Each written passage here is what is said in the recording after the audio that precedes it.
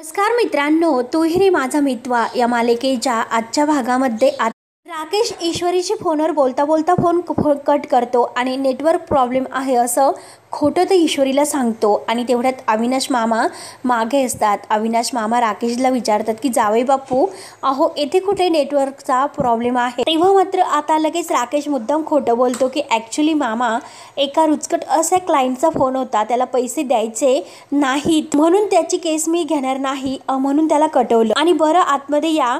तेव्हा मात्र आता राकेश आतमध्ये निघून जातो, परंतु अविनाश मामा विचार करतो आज जावई बापूंना मात्र मी पहिल्यांदा पैशाबद्दल बोलताना बघितलं, परंतु ते नेहमीच सगळ्यांना मदत करत असतात। आज इतकं खोटं का बोलले असेल म्हणून अविनाश मामाला संशय येतो। त्यानंतर आता इकडे अर्णव अंजलीच्या रूममध्ये असतो। तो अंजलीला समजावत असतो की ताई हे मला आणि जिजू आम्हाला दोघांना खरंच असं वाटतं की तू ही ट्रीटमेंट पूर्ण करावी। माझं सोड, अगं ताई तू जर केरळला केली तर त्यांना किती समाधान वाटेल। आणि ताई हे बघ आपल्या समोर इतका छान असा चान्स आलेला आहे आणि कदाचित माझी रिंग हवी त्या बॉलर पडेल आणि आपल्याला जे हवं असलेलं गिफ्ट आपल्याला मिळेल। त्यामुळे ताई प्लीज तू आता केरळला जावं असं मला वाटतं। तेव्हा अंजली काही उत्तर देत नसते तर अर्णव म्हणतो की ताई अगं तुला का जायचं नाही आणि तुला माहिती आहे का ताई तू आपल्या भावासाठी काय अशी वाईट फिलिंग्स आहे, तो हेल्पलेस आहे, आपल्या बहिणीसाठी तो काहीच करू शकत नाही। त्यामुळे ताई प्लीज मला हे फिलिंग्स तू देऊ नको आणि सर्वांसमोर मला खाली मान घालायला प्लीज लावू नको। ताई माझ्यासाठी तरी तू केरळला जा। तेव्हा आता अंजली म्हणते की ठीक आहे मी केरळला तुझ्या म्हणण्यानुसार जाईल, तुझं मी ऐकते आणि एक चान्स मात्र मी तुला मिलियन चान्स देऊन बघते आणि जो काही गंपो असतो तर त्याला सुद्धा मी माझ्यासोबत ट्रीटमेंटसाठी घेऊन जाईल असं म्हणते। तेव्हा आता अर्णव हसतो। अर्णव म्हणतो की हो ना, तो तुझा रक्षक आहे ना। तर अंजलीला खूप असं हसायला येतं। तेव्हा आता दोघेही खुश होतात आणि एकमेकांच्या मिठीत येतात। त्यानंतर आता दुसऱ्या दिवशी सकाळी ईश्वरी तयार होऊन अर्णवच्या कॅबिनमध्ये येते आणि अर्णव सुद्धा आता कॅबिनमध्ये असतो। ईश्वरी आल्यानंतर तो आज दुपारबद्दल जे काही दुपारची जी व्हिडिओ कॉन्फरन्स आहे ती प्ले कर आणि ऑल इंडिया मार्केट याची मीटिंग्स कधी आहे आणि त्या क्लायंटशी मी दुपारी बोललेली ह्या सर्व बद्दल तो आता ईश्वरीची चर्चा करत असतो। तर ईश्वरीने आता ठरवलेलं असतं, ईश्वरीने आता अर्णवशी बोलायचं नाही हे ठरवलेलं असतं म्हणून ती काही न बोलता फक्त मान डोलावते आणि आता मात्र ती मीटिंग्स 4 वाजता आहे असं ती आपल्या हाताने खुणावून सांगते। तेव्हा आता अर्णव तिच्याकडे बघत असतो आणि ईश्वरी खुणावून आता ते 4 बोट पुढे दाखवते। त्यावर आता अर्णव विचारतो आपल्या कलेक्शनचे काही अपडेट्स वगैरे आहे का। तेव्हा आता ईश्वरी ती फाईल आणि पेन अर्णवला दाखवते आणि खुणावून काहीतरी त्यावर ती दाखवते आणि ती अर्णव समोर हे सर्व ठेवते। तर अर्णवला खूप राग येतो। अर्णव म्हणतो की नक्की तुझं काय सुरू आहे, येथे काही गेम्स वगैरे खेळायला नाही, हे ऑफिस आहे हे लक्षात घे। तेव्हा तरी सुद्धा ईश्वरी काही बोलत नाही, ती फक्त थांबा असं खुणावते आणि एका कागदावरती काहीतरी लिहिते। तर आता अर्णव विचारतो की तू हे सर्व काय करतेस। तेव्हा तरी सुद्धा हसून मात्र ईश्वरी त्याला थांब असं म्हणते। तेव्हा त्या चिठ्ठीवरती काहीतरी लिहिते आणि अर्णवला ती चिठ्ठी हातात देते। तेव्हा आता अर्णव ते वाचतो, कट्टी घेतली मी तुमच्याशी काम करेल पण मी तुमच्याशी बोलणार नाही असं तिने आता चिठ्ठीवर लिहिलेलं असतं आणि अर्णव ते वाचतो। तेव्हा ते वाचून अर्णव ईश्वरीला विचारतो की तू कट्टी घेतलीस का माझ्याशी आणि एक गोष्ट लक्षात घे मी कोण आहे, सात्विक फॅशनचा CEO, तुझा बॉस मी। आणि तेवढ्यात अर्णव खूप भडकलेला असतो आणि त्याच्या आवाजाने मात्र आकाश आतमध्ये येतो। आकाश म्हणतो की काय रे अर्णव काय झालं। तेव्हा आता आतमध्ये आल्यानंतर आता अर्णव रागाने आकाशला म्हणतो की हे पग हिचं काय सुरू आहे त्याकडे लक्ष दे। अरे पग ना, ती मिस इंदोर माझ्याशी बोलत नाही। तरी सुद्धा आता ईश्वरी शांत असते आणि ASR याच्याशी असं कोणी वागू शकतं का। तेव्हा आता आकाश ईश्वरीला विचारतो की ईश्वरी काय झाले। तेव्हा आता ईश्वरी मात्र आकाशशी बोलते आणि ती आकाशला म्हणते की आकाश सर यांना असं वाटतं मी फालतूची बडबड करते म्हणून, नको तेथे नको तेवढं बोलते म्हणून मी आजपासून ठरवलेलं आहे की अर्णव सरांशी कट्टी घेतलेलंच बरं राहील। तेव्हा आता आकाश म्हणतो की अरे दादा, परंतु अर्णव म्हणतो की हे बघ अरे ऑफिस आहे, ऑफिसचे काही नियम वगैरे असतात। तेव्हा आता अर्णव खूप चिडतो। तर आकाश म्हणतो की ईश्वरी, तर ईश्वरी म्हणते की हे बघा सर मला माझं काम कळतं, मी काम करेल आणि कामामध्ये एकही चूक नाही करणार। तेव्हा आता ईश्वरी अर्णवकडे बघत हे सर्व आकाशला बोलते। तर आकाश म्हणतो की दादा, तर अर्णव म्हणतो की आज इतकी कामं आहे आणि दिवसभर हिच्या खानाखुणा अगदी गेस करत बसू का। त्यावर आता आकाश ईश्वरीला समजावला जातो, परंतु ईश्वरी आता आकाशचं सुद्धा ऐकत नाही. ती आकाशला शांत राहून आता परत चिठ्ठीवर काहीतरी लिहायला सुरुवात करते. परंतु आता अर्णव ओरडतो आणि तो ईश्वरीला म्हणतो की हे बघ, तू त्या चिठ्ठीवर काही लिहू नकोस. I am not interested. मला ते आवडत नाही, तसं करू नकोस. आणि तो ईश्वरीला रागाने बाहेर जाण्यासाठी सांगतो. तेव्हा आता ईश्वरी रागाने अर्णवकडे बघते आणि हसून ती आकाशला म्हणते की थँक्यू आकाश सर. तर मात्र आता आकाशला खूप असं हसायला येते. आकाश खूप मोठमोठ्याने हसतो. तर अर्णव आता ईश्वरी बाहेर गेल्यानंतर आकाशला रागाने विचारतो की तुला हसायला काय झाले. तर आकाश म्हणतो की दादा, अरे ती खूप गमतीदार आहे, तू असं वाईट तिच्याशी वागू नकोस. अरे हे सर्व केल्याने तुला काय फरक पडतो, तुझं काम तर ओके होतं ना. तेव्हा अर्णव म्हणतो की अरे ती माझ्याशी व्यवस्थित नाही बोलत. तेव्हा आता आकाश मात्र ईश्वरी सारखंच अर्णवला अगदी खुणावून सांगतो की ती जे काही करते ते अगदी व्यवस्थित करते. तेव्हा आता आकाशला असं त्याने केल्यानंतर आता अर्णव इतका रागवतो. अर्णव म्हणतो की आता तू तिच्यासारखंच खानाखुणा करतोय, मग त्या सुद्धा मी गेस करत बसू का. अरे नेमकं तुमचा प्रॉब्लेम काय आहे. तर आकाश म्हणतो की अरे दादा, मी तिच्याशी बोलतो, तिला समजावतो. तर अर्णव म्हणतो की हो हो लवकर जा. तेव्हा आता ईश्वरीने कट्टी घेतलेली आहे म्हणून अर्णवची खूप चिडचिड होते. तो म्हणतो की कट्टी, आणि आता मी काय करू ह्या मिस इंदोरचं, आणि आता ही मुलगी माझ्याशी बोलणार नाही म्हणून तो खूप डिस्टर्ब होतो. त्यानंतर आता इकडे राकेश हा आत्याला चांगला खुश करत असतो. आत्याला तो प्राणायाम शिकवत असतो, श्वास घेणं सोडणं. आणि तेवढ्यात नम्रता बाहेर येते. नम्रता आता दोघांचं काय सुरू आहे ते बघते. तर राकेश म्हणतो की आत्या हे बघा, मी तुम्हाला एक सांगतो, जर तुम्ही हे दररोज केलं तर तुमचा दमा अगदी कंट्रोलमध्ये येईल. तेव्हा आता आत्या खुश म्हणते की खरंच. तर राकेश म्हणतो की हो हो. तर नमू सुद्धा खुश होते. तर आत्या म्हणते की याबद्दल मला माहिती तर होते, परंतु कधी मी केले नव्हते. त्यावर आता राकेश म्हणतो की आत्या, अहो असंच असतं, बऱ्याचशा गोष्टी आपल्याला माहिती असतात, फक्त त्या गोष्टी आपण नियमितपणे करत नसतो. आणि चला आत्या, परत आपल्याला सुरू करायचं आहे. तेव्हा लगेच आत्या आता राकेश जसे करतो अगदी तसे करत असते. आणि तेवढ्यात नम्रताचा फोन येतो. नम्रता फोन घेऊन म्हणते की आकाश सरांचा फोन. म्हणून आता ह्या दोघांकडे बारीक लक्ष देऊन ती लगेच आता बाहेर फोनवर बोलण्यासाठी येते. तेव्हा आता ती फोन उचलते आणि हॅलो बोला ना आकाश सर. तेव्हा आता आकाश म्हणतो की नम्रता, ऍक्च्युली अगं ऑफिसमध्ये एक प्रॉब्लेम झालेला आहे. त्यावर आता ते ऐकून नम्रता विचारते की प्रॉब्लेम, अहो कसला प्रॉब्लेम, इशू तर ठीक आहे ना. तेव्हा आता आकाश म्हणतो की इशू आल्यापासून दादाशी काही बोलत नाही. तेव्हा आता नम्रता म्हणते की हो, इशू म्हणाली होती की ती बडबड कमी करणार आहे, पण खरंच ती असं करेल मला वाटलं नव्हतं. तेव्हा आता आकाश म्हणतो की अगं करेल नाही तर करते, आणि ती बोलत नाही म्हणून दादाची खूप चिडचिड होते. तेव्हा आता हे ऐकून नम्रता विचारते की पण आकाश सर मी काय करू शकते. त्यावर आता आकाश तिला म्हणतो की तू प्लीज ऑफिसला येऊ शकतेस का. तेव्हा आता नम्रता म्हणते की ऑफिसला, आणि मी. तर आकाश म्हणतो की हो, तू प्लीज इकडे ये आणि ईश्वरीशी बोलतेस का जरा. नम्रता, हे काम फक्त आणि फक्त तूच करू शकते, नाहीतर आता परिस्थिती आहे तर ती कंट्रोलच्या बाहेर जाईल आणि अर्णवची तर आणखीन चिडचिड होईल. तेव्हा आता नम्रता म्हणते की बरं मी येते तिकडे. आणि नम्रता तिकडे ऑफिसमध्ये यायला तयार होते. ऐकून आता आकाशला आनंद होतो आणि तो आता नम्रताला थँक्यू असं म्हणतो आणि फोन ठेवतो. तेव्हा मात्र आता लगेच नम्रता एक प्लॅन करते. नम्रता आत्याला म्हणते की आत्या, अगं इशू डबा विसरून गेलेली आहे, त्यामुळे मी तिचा लगेच डबा देऊन येते. आत्या म्हणते की अगं तू कशाला जातेस, ती कॅन्टीन मध्ये खाईन काहीतरी. तेव्हा नमू म्हणते की नाही अगं आत्या, तिचं ऑफिसचं कॅन्टीन खूप महाग आहे, मी तिचा डबा देऊन येते आणि ती तिकडे कॅन्टीन मध्ये खात वगैरे नाही. नम्रता मात्र आता आत्याचं काही ऐकत नाही आणि शेवटी मी जाऊनच येते असे बोलून ती डब्बा घेते आणि तिकडे जायला निघते. तेव्हा मात्र राकेश हे सर्व पाहतच असतो, परंतु आत्या म्हणते की आता ही मुलगी नाही ऐकणार. राकेश मात्र हसून म्हणतो की गेल्या त्या शेवटी गेल्या, आणि काय करणार, बहिणीची काळजी त्यांना. तेव्हा आत्याला हसू येतं आणि लगेच आत्याला म्हणतो की आत्या, खरंच मी अनाथ आहे, म्हणून मला ही नाती बघितल्यानंतर खूप खूप असं छान वाटतं, खूप खूप असं भरून येतं मला. पण आत्या, अहो तुम्हाला सुद्धा एक आई म्हणून मी हे सर्व समजून सांगतो, परंतु आत्या तुम्हाला मी काही आगाऊपणा करतोय असं तर वाटत नाही ना. तेव्हा आता आत्या म्हणते की तसं काही नाही, आणि असं मला का वाटेल बरं, राकेशजी काय बोलतात. तेव्हा आता राकेश म्हणतो की आत्या, मी फक्त विचारलं, कारण कसं आहे की मला कधीही माझं कुटुंब, माझी माणसं, आईसारखं कोणीतरी प्रेम करणारी आणि विश्वास ठेवणारी माणसं कधीही अशी मिळालीच नाही, आणि अचानक मात्र तुम्ही असे मला इतके प्रेमाने वागवणारे माणसं माझ्या आयुष्यामध्ये आलीत आणि मला भेटलीत, आणि सगळं काही मी तुम्हाला आपलं मानून टाकलं, आणि आपलं म्हणूनच मी तुम्हाला सगळं काही करत असतो, तुमच्याशी बोलतो. तेव्हा आता आत्या म्हणते की राकेश अहो मला कळतंय. तर राकेश म्हणतो की नाही म्हणजे आत्या मी तुमचा भाडेकरू जरी असलो ना तरी मनापासून मी या घराला या घरातील माणसांना आपलं मानतोय आणि जरी मी कामात असलो तरी आणि फक्त मला ईश्वरीची जास्त काळजी असते. आणि आत्या खरंच मला असं काय झालं असेल की सगळं काही विचार तुमच्या सगळ्यांचाच माझ्या मनामध्ये रात्रंदिवस असतो. मी कामावर जरी गेलो तरी तुमचाच विचार असतो. आणि खरंच आत्या मी तुम्हाला खरंच सांगतो आणि तुम्हाला ते वाटत नसेल परंतु खरंच मला या घराचा खूप असा आधार वाटतो. त्यावर आता आत्या खुश होते आणि राकेशला म्हणते की राकेश अहो आम्हाला सुद्धा तुमचा खरंच खूप आधार वाटतो. अहो मुंबईमध्ये 2 मुलीला घेऊन एकटं राहणं हे सोपं नाही. आणि तेवढ्यात मात्र आता आत्याला एक फोन येतो.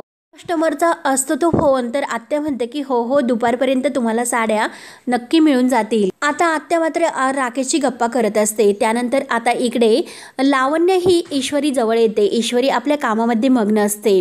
लावण्य आता मुद्दाम असं खाकरण्याचं नाटक करते ईश्वरीचं लक्ष वेधण्यासाठी. तेव्हा ईश्वरी आता लावण्याकडे बघते. तेव्हा लावण्य म्हणते की मी तर असं ऐकलं होतं की तू ARशी बोलत नाही म्हणून. तेव्हा ईश्वरी रागाने तिच्याकडे बघते. तर लावण्य खुशून म्हणते की खरंच गुड. अगं आज पहिल्यांदा तू काहीतरी सेन्सिबल काम केलंय असं मला वाटलंय. अगं बॉस असला म्हणून काय झालं, तुझा सारखा अपमान करायचा हक्क त्याला नाही. परंतु आता तू सुद्धा एक पिया आहे आणि तू सुद्धा बऱ्याचशा गोष्टी असे काही चुकतेस आणि प्रत्येकाला प्रत्येकाचा अगदी हेल्दी इगो असतोच आणि कधीतरी कोणत्याही पॉइंटला राग तर येणारच आणि मग राग आल्यानंतर वाईट तर वाटणारच. आणि हे सर्व मला समजते तू जे काही वागते ते.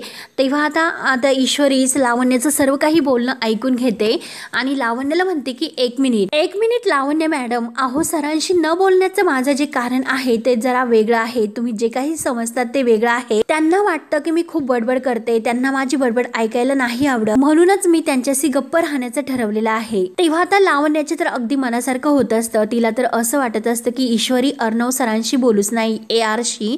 म्हणून ती आता ईश्वरीला म्हणते की खरंच तुझा डिसिजन अगदी योग्य आहे आणि हे सर्व बघून मला खरंच खूप आनंद वाटला. त्यामुळे आता तू तुझं काम कर. तेव्हा आता लावण्य जायला निघते आणि मनात म्हणते की हे बघ कारण काही असो तू मात्र आता ARशी नाही बोलणार. मात्र हे सर्व काही ऐकून मला तर खूप असा आनंद झालेला आहे. खूप छान मला वाटतं की तू ARशी बोलत नाही म्हणून आणि याचा वापर कसा करायचा आहे ते मला माहिती आहे. असं बोलून आता लावण्य खुश होत आपल्या कॅबिनमध्ये जाते. परंतु ईश्वरीचं तिच्यावर बारीक लक्ष असतं. ईश्वरीला आता तिचं जे काही मनात सुरू आहे ते सर्व काही कळते. तेव्हा आता लावण्य लगेच ARच्या कॅबिन मध्ये येते आणि मुद्दाम ती ईश्वरी बद्दल आता अगदी आणखीनच काहीतरी सांगायला येते. म्हणजे अर्णव आणखीनच आता ईश्वरीवर चिडला पाहिजे.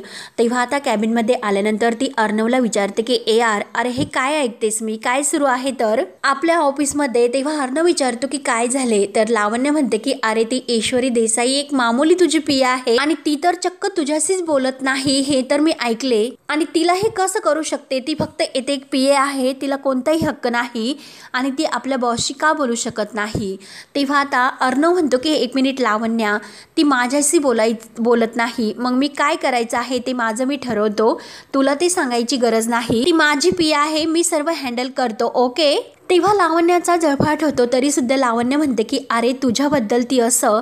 तर अर्णव पुढचं जे काही तिला बोलायचं आहे ते बोलून देत नाही आणि परत स्पष्ट शब्दात सांगतो जे काही मला स्पष्ट करायचं आहे तर ते मी तिच्याशी बोलून करतो. आणि तू तर मला नवीन डिझाईन मेल करणार होती त्याचं काय झालं. तेव्हा आता लावण्य म्हणते की फायनली त्या डिझाईन्स मी तुला पाठवते. आणि आता रागानेच लावण्या कॅबिनच्या बाहेर जाते. म्हणजे अर्णवने तिचा खूप अपमान केलेला असतो की माझं मी ठरवतो, तुला ते सांगायची गरज नाही म्हणून. त्यानंतर आता ईश्वरीशी कसं बोलायचं असं अर्णवने ठरवलेलं असतं. म्हणून तो आता बाहेर मुद्दाम येतो आणि ईश्वरी केव्हा बाहेर येते याची वाट पाहून तो मुद्दाम फोनवर बोलण्याचं नाटक करत असतो. तोपर्यंत ईश्वरी आपल्या स्टाफमधील एका मुलीशी बोलत असते आणि अर्णव ती पुढे केव्हा येते याची वाट बघूनच असते. तेव्हा मात्र आता ईश्वरी इथून जाणारच आहे आणि जाताना मात्र ती नक्की माझ्याशी बोलेलच. तिला बोलावंच लागेल कारण आता घरी जायचं की नाही हे नक्की ती मला विचारेल. म्हणून आता अर्णव इतका खुश असतो आणि सारखं वळून तो ईश्वरीकडे बघत असतो. तेव्हा आता अर्णव फोनवर अगदी कुणाला तरी फोन लावत असतो आणि तेवढ्यात ईश्वरी पुढे येते आणि समोर ती आता अर्णव सरांना पाहते. अर्णव मात्र फोनवर बोलण्याचं नाटक करत असतो आणि त्याला असं वाटतं की आता ईश्वरी माझ्याबरोबर बोलण्यासाठी येईलच. तो वाट बघूनच असतो. तर ईश्वरीच्या पूर्ण लक्षात येते म्हणजे अच्छा अर्णव सर तर मुद्दामून माझ्याबरोबर बोलण्यासाठी उभे आहेत, मी त्यांच्याशी बोलावं म्हणून. मी तर मात्र त्यांच्याशी नाही बोलणार असं बोलून ती आता तेथेच एका बाजूला जाऊन लपते. तेव्हा अर्णव वाटच बघून असतो की ईश्वरी केव्हा पुढे येते आणि जेव्हा आता ईश्वरी येताना त्याला दिसत नाही म्हणून तो आता मागे वळून बघतो तर तेथे मात्र अर्णवला कोणी दिसत नसते। तो आता इतका रागवतो, त्याला स्वतःचाच राग येतो म्हणून तो परत आपल्या कॅबिनमध्ये निघून जातो। तेव्हा मात्र आता ईश्वरीच्या लक्षात येते, ईश्वरी परत बाहेर निघते आणि डोकावून पाहते की सर आतमध्ये गेले आणि नक्की ते मुद्दामून येते उभे होते तर आणि माझ्याबरोबर बोलण्यासाठी ते हे सर्व नाटक करतात हे मला पूर्ण माहिती आहे, परंतु मी तर आता ठरवले आहे की त्यांच्याशी नाही म्हणजे नाहीच बोलणार। म्हणून ईश्वरी बाजूला निघून जाते। त्यानंतर आता इकडे आत्याला एक फोन येतो कारण त्यांच्याकडे साड्या काही पोहोच झालेले नसतात। हे ऐकून आत्याला धक्का बसतो। आत्या म्हणते की काय तुमच्याकडे साड्या नाही पोहोचल्या? अरे देवा थांबा, मी एक काम करते, मी चेक करते अगोदर आणि जर आल्या नसतील तर मी काही काळजी करू नका, मी सकाळपर्यंत तुम्हाला साड्या पोहोच करते। तेव्हा आता आत्याला टेन्शन येते। आत्या म्हणते की अरे देवा, म्हणजे आता हा रिक्षावाला साड्या घेऊन गायब झाला की काय? नक्की तो पळून गेला की काय? अरे देवा, त्या बाईने तर 25,000च्या साड्या घेतलेल्या आहेत आणि त्यात म्हणजे माझं इतकं मोठं नुकसान होऊन जाईल की सांगता येत नाही। तर राकेश मात्र आत्याच्या मागून येऊन हे सर्व बोलणं ऐकत असतो आणि त्याला तर खूप असा आनंद होतो, तो हसत असतो आणि आत्या आता मनाला म्हणत असते की हे बघा, मी रिक्षावाल्याला आता मगाशी 2दा फोन केला होता आणि त्याने मात्र माझा फोन काही उचललेला नाही। आता नेमकं काय करू मी? आणि तेवढ्यात आता ती फोनवर काहीतरी फोन लावायला सुरुवात करणार, तोच राकेश पुढे येतो। राकेश लगेच नाटक करत म्हणतो की आत्या अहो काय झालं, तुम्ही कशाला काळजी करतात बरं, मी आहे ना। तुम्ही एक काम करा, तुम्ही रिक्षावाल्याचा नंबर मला द्या, मी तो नंबर शोधून काढतो। तेव्हा आता आत्या म्हणते की अहो राकेश जे हे काम तुम्हाला। तेव्हा मात्र राकेश म्हणतो की आत्या अहो असं काय करतात, तुमच्यापेक्षा कामं मोठी आहेत का मला? तुम्ही पटकन मला त्याचा नंबर द्या, मी लगेच तो शोधून काढतो। तेव्हा आत्या म्हणते की हो हो। आत्याला एकतर खूप टेन्शन आलेलं असतं। तेव्हा आता राकेश आत्याकडे बघतो आणि मनात म्हणतो संधी शोधत जर राहिलं तर संधी चान्स काही येत नसतो, ती संधी अगदी तयार करून आणावी लागते। जे आता सुद्धा त्याने एक प्लॅन केलेला असतो आणि रिक्षावाल्याला काहीतरी यानेच गंडवले, हा प्लॅन मात्र याचा असतो। आत्या तेवढ्यात नंबर त्याला देते। तेव्हा राकेश आत्याच्या तोंडावर मुद्दा म्हणतो की हे बघा, मी लगेच नंबर शोधून काढतो, आत्या तुम्ही काही काळजी करू नका, मी आहे तुमच्या बरोबर। त्यानंतर आता अर्णव इकडे अगदी त्याचा पोपट झालेला असतो आणि तो आपल्या कॅबिनमध्ये येऊन बसतो आणि परत तो ईश्वरीच्या मोबाईलवर कॉल करतो आणि ईश्वरीला म्हणतो की मला जे काही फिल्मी इंडस्ट्री आहे ना त्यामध्ये जाऊन तू चेक कर आणि सर्व काही आता माहिती तुम्हाला देऊन मेल कर। तेव्हा मात्र आता लगेच ईश्वरी काही बोलत नसते, ईश्वरी फक्त हो असं कर। तेव्हा मात्र आता ईश्वरी विचार करते फोन ठेवल्यानंतर आणि आता अर्णव सुद्धा विचारत असतो की ही तर माझ्याशी अजून सुद्धा बोलली नाही, म्हणून ईश्वरी लगेच उठते आणि अर्णव तिच्या येण्याची वाटच बघत असतो। परंतु आता मात्र ईश्वरीने एक प्लॅन केलेला असतो। ती अर्णवच्या कॅबिनमध्ये येण्याऐवजी जो काही गणेश आहे तर त्या गणेशला ही सर्व काही माहिती अर्णव सरांना देण्यासाठी सांगते। तेव्हा आता म्हणजे अर्णवला कॉल येतो तर अर्णवला असं वाटतं की ईश्वरीचा कॉल आहे, तो अगदी हसून तो कॉल उचलतो, परंतु त्यावर आता जी काही माहिती द्यायची असते तर ती गणेश देतो। तेव्हा आता अर्णवला आणखीनच राग येतो, अर्णव रागाने फोन ठेवतो। तेव्हा आता ईश्वरीला खूप असं हसायला येतं। तेव्हा आता ईश्वरी त्याला थँक्यू बोलते आणि परत अर्णवच्या कॅबिनमध्ये येते। तेव्हा मात्र अर्णव आपलं काम करत असतो, ईश्वरी तेथे येते आणि आता अर्णवचं लक्ष वेधण्यासाठी ती मुद्दाम पेन हातातील असतो तो टेबलवर आदळते। तेव्हा आता ह्या दोघांचं जे काही सुरू आहे तर ते दोघांचं बघण्यासाठी नम्रता आणि आकाश मात्र चोरून हे सर्व दोघांना बघत असतात। तेव्हा आता अर्णव ईश्वरीला म्हणतो की आपल्या ट्रेडिशनल महाराष्ट्रीयन कलेक्शन साठी 4 लाईन्स मला मराठीमध्ये हव्या आहेत, तर त्या लाईन मात्र काय असतील? तेव्हा आता ईश्वरी काही बोलत नाही, विचार करत असते आणि तेवढ्यात नम्रता आणि आकाश तर लक्ष ठेवूनच असतात की या दोघांचं नक्की काय सुरू आहे। तर अर्णव एकटक ईश्वरीकडे बघत असतो। तेव्हा तो सुद्धा आता ईश्वरीला जोरात टेबलवर पेन आदळतो। तेव्हा आता ईश्वरी फक्त त्याला भुवयाने खुणावते तर अर्णव म्हणतो की आय थिंक तुला बोलता येतं राईट ना। तेव्हा आता ईश्वरी तरी सुद्धा काही बोलत नसते। तेव्हा आता ईश्वरी मात्र त्या चिठ्ठीवर असं लिहून देते की मला बोलता येत नाही, मी तुमच्याशी नाही बोलू शकत, मी फक्त तुम्हाला चिठ्ठीवर लिहून देते। तेव्हा मात्र आता अर्णव रागाने तिच्याकडे बघत असतो। तेव्हा आता नम्रता आणि आकाश मात्र आता हे दोघांचं जे काही आहे तर ते बघून मात्र आता कसं ईश्वरीला समजवायचं हे तिला काही कळत नसतं। तेव्हा ते डोक्याला हात लावून घेते। तेव्हा आता हे सर्व लिहून आता ईश्वरी ती चिठ्ठी परत अर्णवच्या हातात देते। तेव्हा आता ईश्वरीने त्यात असं लिहिलं असतं की मी तुम्हाला सांगणार नाही, मी शॉर्ट नोट आहे ती 5च मिनिटात तुम्हाला लिहून देते. अर्णव आता हे वाचून मात्र तिच्याकडे रागाने बघतो तर ईश्वरी हसून बघते. तेव्हा आता आकाश हे सर्व नम्रताला दाखवतो. तेव्हा ईश्वरी अर्णव सरांना खुणावते की फक्त 5च मिनिटात मी लिहून आणून देते. तेव्हा आता अर्णव एकटक तिच्याकडे बघत असतो आणि ईश्वरी धावतच आता लगेच लिहिण्यासाठी बाजूला जाते. तेव्हा आता ईश्वरी बोलतच नसते. अर्णव पूर्णपणे आता थकून गेलेला असतो. ईश्वरीला बोलतो करण्यासाठी पूर्ण वैतागून जातो आणि नम्रता आणि आकाश सुद्धा बाजूला होतात. आकाश ती चिठ्ठी आपल्या हातामध्ये अगदी रागाने चुरगळतो आणि फेकून देतो. ईश्वरीची कसं बोलायचं हे त्याला आता काही समजत नाही. मग नक्की तो आता ईश्वरीला कसं बोलतं करेल तर हा भाग येथेच संपतो. पुढील भागामध्ये वल्लभरी आणि लावण्य ह्या दोघी बोलत असतात. वल्लभरी आता तेथे कॅबिनमध्ये आलेली असते. लावण्य म्हणते की हे बघा तुम्हाला बिझनेस हवा आहे आणि मला AR हवा आहे. तेव्हा आता वल्लभरी म्हणत असते की हे बघ सगळ्यात अगोदर त्या ईश्वरीला ऑफिसच्या बाहेर हाकून द्यावं लागेल. आणि मात्र शलाका तेथे असते. शलाका आता ह्या दोघींचं सगळं काही बोलणं ऐकते आणि लावण्याला म्हणते की मॅडम. आता लावण्याला मॅडम म्हटल्यानंतर लावण्य रागाने तिच्याकडे बघत असते. तेव्हा मात्र आता इकडे दोघींनाही धक्का बसतो. तर इकडे राकेश बाईकवर बसतो आणि मागून ईश्वरी येत आहे असं आरशामध्ये बघून तो खुश होतो. परंतु आता तिच्यासोबत आता शलाका त्याला दिसते. शलाकाला बघून आता तो लगेच आपला चेहरा लगेच उपरण्याने झाकून घेतो आणि लगेच गाडीच्या मागे जाऊन लपतो. आणि तेव्हा ईश्वरी आता शलाकाला म्हणत असते की हे माझं घर. तेवढ्यात मात्र आता येते इकडे ईश्वरीला तेथे ठेच लागते आणि ती गाडी आता जी राकेशची आहे तेथे समोर ती उभी असते आणि आता तिचा आरशा मात्र ईश्वरीकडे असतो आणि राकेश तेथे समोरच टेम्पो समोर लपलेला असतो आणि राकेश मात्र त्यांना डोकावून पाहत असतो. तेवढ्यात आरशामध्ये ईश्वरीला ते दिसते की नक्की चोरून कोणीतरी पाहत आहे म्हणून ईश्वरीच्या पायाला लागलेलं असतं. तर आता शलाका म्हणत असते की अगं सांभाळून जरा, पायाला किती लागलं. परंतु आता ईश्वरीचं सगळं काही लक्ष टेम्पोच्या मागे नेमकं कोण लपलेलं आहे तर आता राकेश तर तेथे लपलेला असतो. तर आता राकेश ईश्वरीच्या समोर येईल का आणि शलाका आता राकेशला बघेल का हे सर्व बघणं आता खूप असं इंटरेस्टिंग ठरणार आहे. तेव्हा मित्रांनो तूही रे माझा मित्र या मालिकेचे डेली अपडेट्स पाहण्यासाठी आपल्या चॅनलला नक्की सबस्क्राईब करत राहा. धन्यवाद.